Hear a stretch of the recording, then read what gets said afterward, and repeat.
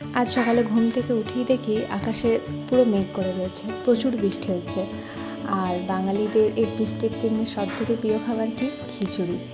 মাকে তাই সকালে উঠেই বললাম, মা আজকে কিন্তু খিচুড়ি বানিও।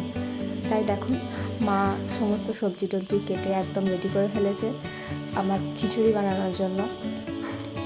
সবজিগুলো সব কেটে ধুয়ে মা রেডি করে ফেলেছে। আর এই এখন ঠিক কড়াইয়ে জল গরম করতে দিয়েছিল, সেই জলের ভিতর চাল দিয়ে দেওয়া হলো।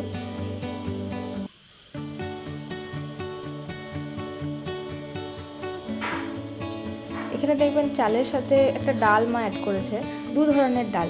মা নাকি বলছিল এটা 2 ধরনের ডাল যদি দেওয়া হয় তাহলে নাকি খিচুড়িটা আরও খেতে টেস্টি হয়, যার জন্য এটা দেওয়া হয়েছে আরও। আর এগুলো দেওয়ার পরে ওই জলের মধ্যেই মা সমস্ত আলু, তারপর হচ্ছে ধরুন সবজিগুলো, গাজর, বাঁধাকপি, এগুলো কিন্তু সবই মা আস্তে আস্তে জলের মধ্যেই অ্যাড করে দিচ্ছে। তাতে কি হবে, চাল, ডাল এবং সমস্ত সবজিগুলো একসাথে খুব ভালোভাবেই সেদ্ধ হয়ে যাবে।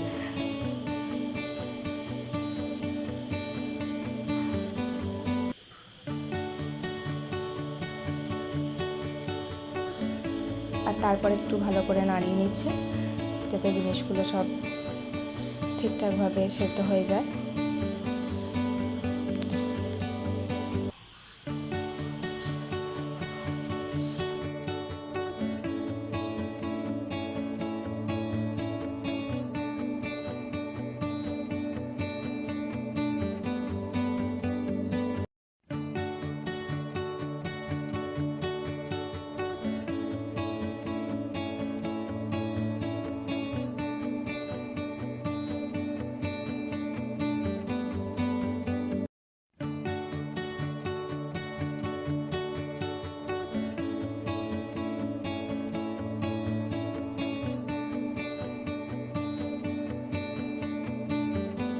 আর অন্যদিকে মা একটা কড়াইয়ে একটা তেল গরম করে নিচ্ছে একটু, তার মধ্যে ফোড়ন এবং শুকনো লঙ্কা গুঁড়ো দিয়ে দিচ্ছে।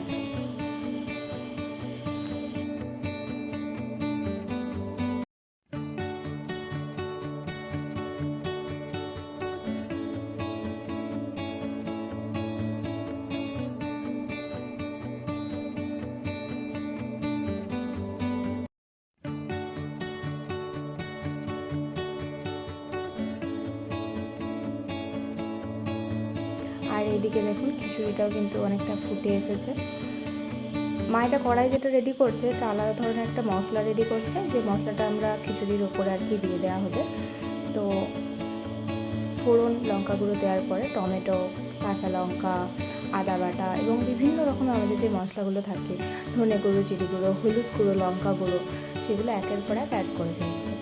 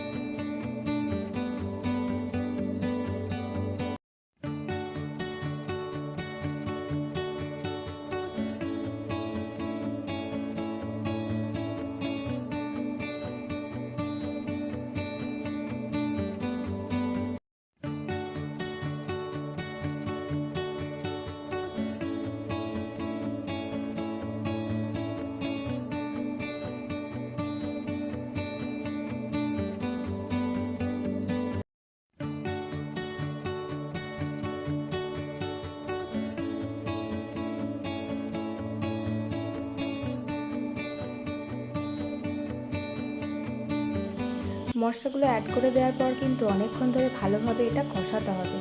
যত বেশি এটা ভালোভাবে আপনি কষাবেন, দেখবেন খেতেও জিনিসটা অনেক বেশি সুস্বাদু হবে। আর মশলাটা রেডি হয়ে যাওয়ার পরে এই মশলাটাকে আমরা খিচুড়ির ওপরে দিয়ে দেবো।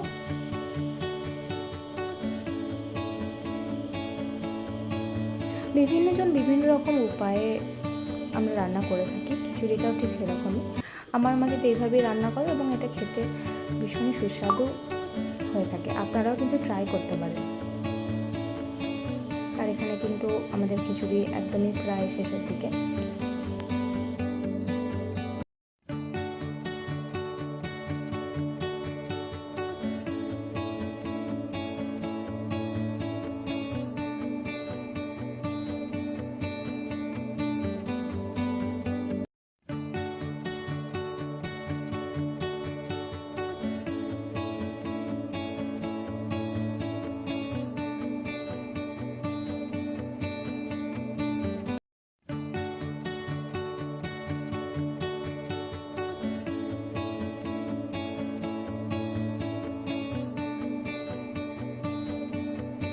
আর দেখুন আমাদের গরম গরম খিচুড়ি কিন্তু রেডি হয়ে গেছে।